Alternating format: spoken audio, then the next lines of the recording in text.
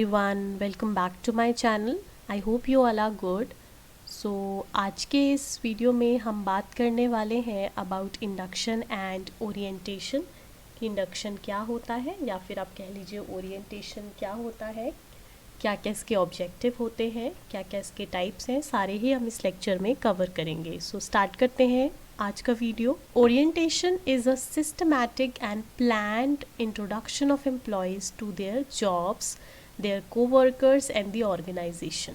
तो ओरिएंटेशन क्या है? एक सिस्टमैटिक और प्लान्ड इंट्रोडक्शन है जहाँ पर हम एम्प्लॉयज़ को कंपनी से फेमिलियर करते हैं, उनके जॉब से फेमिलियर करते हैं, उनके कोवर्कर्स से फेमिलियर करते हैं ताकि वो ऑर्गेनाइजेशन में जितने लोग काम कर रहे हैं उन्हें अच्छे से जान सकें और ऑर्गेनाइजेशन के कल्चर को भी पहचान सकें. सो टिपिकली इंडक्शन और orientation conveys 3 types of information. तो जब भी हम इंडक्शन या ओरिएंटेशन की बात करेंगे तो वो 3 तरह की इंफॉर्मेशन को कन्वे करता है. General information about daily work routine.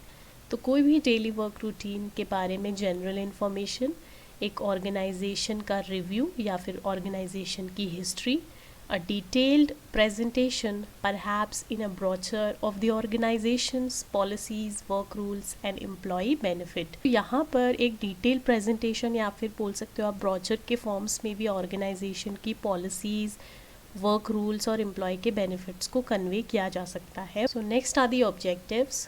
To help new staff form positive first impression that he or she belongs to the company, feels welcome and supportive. तो ओरिएंटेशन इसीलिए कराया जाता है ताकि जो नया स्टाफ है, नए लोग हमारी ऑर्गेनाइजेशन में आ रहे हैं, उनके मन में एक पॉजिटिव इम्प्रेशन बने कि वो उन्होंने एक अच्छी कंपनी को चूज़ किया है, उन्हें सपोर्टिव इन्वायरमेंट मिले और उन्हें ऐसा लगे कि ऑर्गेनाइजेशन जो है उनका वेलकम कर रही है. To assist in understanding the culture and values. यहाँ पर कल्चर और वैल्यूज़ भी समझने में मदद होती है जो नए एम्प्लॉयज़ आए हैं. To improve staff efficiency, work standards, revenue and profits. Staff की एफिशिएंसी को इंक्रीज़ करने में हेल्प करता है ओरिएंटेशन, वर्क के स्टैंडर्ड्स, रेवेन्यू और प्रॉफिट भी, और ओवरऑल स्टाफ के मोरल को भी इम्प्रूव करता है जब भी हम ओरिएंटेशन की बात करेंगे. The next is what to induct और ओरिएंट. तो are current organisation chart of the company. तो किसी भी ऑर्गेनाइजेशन का करेंट चार्ट, हायरार्की, किस ऑर्डर में लोग काम कर रहे हैं, कौन आपका इमीडिएट सुपरवाइज़र होगा, कौन सबॉर्डिनेट होगा, वो सारी चीज़ें एम्प्लॉय को क्लियर हो जानी चाहिए. नेक्स्ट है मैप ऑफ फैसिलिटी. तो जितनी भी फैसिलिटी आपके ऑर्गेनाइजेशन में उनका एक मैप प्रोवाइड कर सकते हैं. Then key terms unique to industry, company and job.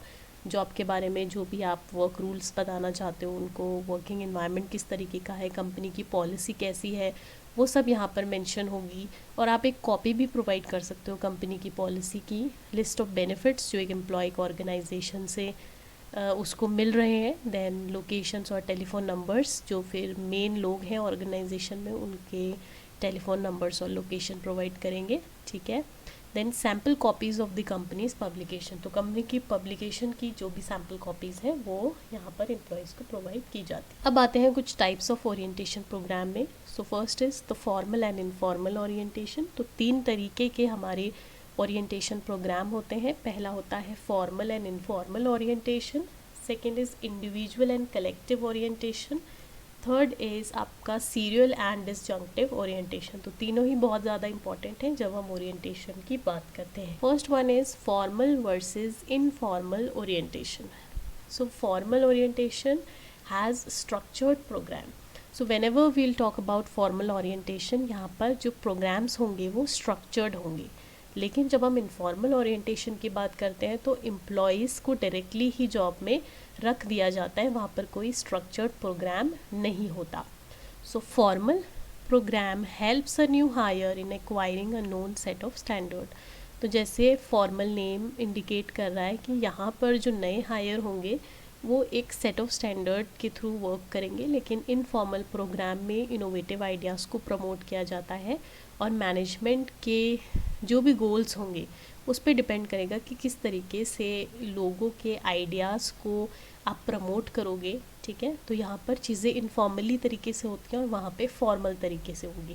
तो फॉर्मल ओरिएंटेशन में स्ट्रक्चर्ड प्रोग्राम होते हैं, वेयर एज इनफॉर्मल ओरिएंटेशन में एम्प्लॉयज़ के कोई भी स्ट्रक्चर्ड प्रोग्राम्स नहीं होते हैं. फॉर्मल प्रोग्राम में आप नए हायर को एक्वायर करने देते हो, मतलब एक सेट ऑफ स्टैंडर्ड के थ्रू वो वर्क करेगा। लेकिन इनफॉर्मल प्रोग्राम में यहाँ पर ऐसा कुछ नहीं होता है। जो एम्प्लॉयज़ हैं उनके इनोवेटिव आइडियाज़ को प्रमोट किया जाता है, ठीक है, और मैनेजमेंट के जो भी गोल्स हैं उस पर वो पर्टिकुलर चॉइस डिपेंड करती है। So next is individual versus collective orientation. तो इंडिविजुअल ओरिएंटेशन में हम ओरिएंटेशन कर रहे हैं एक इंडिविजुअल एम्प्लॉय की, वेयर एज कलेक्टिव ओरिएंटेशन में हम होमोजीनियस व्यूज़ लेके चलते हैं, बहुत सारे लोगों की यहाँ पे एक साथ ओरिएंटेशन की जाती है। इंडिविजुअल ओरिएंटेशन क्योंकि हम इंडिविजुअली कर रहे हैं तो वो ज़्यादा एक्सपेंसिव होगी as compare to collective orientation, और ज़्यादा टाइम कंज्यूमिंग होगी एज़ कम्पेयर टू कलेक्टिव, क्योंकि कलेक्टिव में हम एक साथ कर रहे हैं तो वहाँ पे टाइम भी कम लगेगा और एक्सपेंसिव भी कम होगी। तो जनरली जो स्मॉल फर्म्स होती हैं वो इंडिविजुअल प्रोग्राम्स कंडक्ट करा सकती हैं, इंडिविजुअल ओरिएंटेशन कंडक्ट कराती हैं, और जो लार्ज फर्म्स होती हैं वो they go for collective orientation. Next is serial versus disjunctive orientation. So an experienced employee inducts a new hire in case of serial orientation. तो serial orientation की जब भी हम बात करेंगे तो यहाँ पर एक experienced employee ही इंडक्ट करता है जो भी नए हायर हैं आपके ऑर्गेनाइजेशन में। इन डिसजंक्टिव में, in case of disjunctive orientation, new hire do not have predecessors to guide them. यहाँ पर उनको गाइड करने के लिए कोई भी एक्सपीरियंस्ड एम्प्लॉय नहीं होता है, जो उन्हें सीखना है उन्हें खुद से ही सीखना है। Serial orientation maintains traditions and customs, तो यहाँ पे ट्रेडिशंस एंड कस्टम्स को मेंटेन किया जाता है। वेयर एज डिसजंक्टिव ओरिएंटेशन में आप ज़्यादा इनोवेटिव एम्प्लॉयज़ को प्रोड्यूस करते हो, क्योंकि यहाँ पर एम्प्लॉयज़ खुद से ही चीज़ें करते हैं, उन्हें गाइड करने वाला कोई नहीं होता है, तो वो ज़्यादा इन्वेंटिव एम्प्लॉयज़ में कन्वर्ट हो जाते हैं, ठीक है। हु शुड कंडक्ट और be actively involve in an employee induction. तो कौन कौन जो लोग हैं वो इंडक्शन करेंगे और एक्टिवली इन्वॉल्व रहेंगे। First one is members of HR, सारे अवेलेबल रहेंगे। Members of management and experts in specific field, तो अलग अलग स्पेसिफिक फील्ड में जितने भी एक्सपर्ट हैं वो लोग, मैनेजमेंट के मेंबर्स और HR मेंबर्स भी आपके एक्टिवली इन्वॉल्व होंगे इंडक्शन प्रोग्राम में। So how to induct successfully, आप किस तरीके से सक्सेसफुली इंडक्शन कर सकते हैं। So a systematic plan should be followed. जब भी आप इंडक्शन प्रोग्राम करोगे तो एक सिस्टमैटिक प्लान आपको फॉलो करना है। A checklist of points to be included in induction should be prepared. तो जितनी भी चीज़ें आपको इंडक्शन में इंक्लूड करनी है वो उसकी आप एक चेकलिस्ट बना सकते हो। N induction booklet should be provided, एक इंडक्शन बुकलेट भी आप प्रोवाइड करा सकते हैं। Anyone who is promoted or transferred from one job to another should be inducted. तो जो लोग भी प्रमोट हुए हैं या जिनको भी ट्रांसफ़र किया है एक जॉब से दूसरी जॉब में, उनको भी इंडक्शन दिया जाना चाहिए। तो the aim should be to convey a clear picture of the working of the organisation. तो इंडक्शन का मेन एम क्या होना चाहिए, यहाँ पर आपको क्लियर पिक्चर देनी है कि आपके ऑर्गेनाइजेशन में किस तरीके से वर्किंग की जाती है, क्या पॉलिसी है, क्या रूल्स हैं। तो वो सारी चीज़ें जो नया हायर है उसको क्लियर हो जानी चाहिए थ्रू दिस इंडक्शन प्रोग्राम। तो ये थी आज की वीडियो, और आई होप आप सभी को समझ आ गया होगा कि कौन कौन से टाइप के इंडक्शन प्रोग्राम होते हैं, किस तरीके से हम इंडक्शन प्रोग्राम को सक्सेसफुली इंडक्ट कर सकते हैं। तो मिलते हैं नेक्स्ट वीडियो में, तब तक के लिए आप अपना ध्यान रखें। So thank you so much. अगर वीडियो अच्छी लगी हो तो चैनल को लाइक कीजिएगा, शेयर कीजिएगा, सब्सक्राइब कीजिएगा।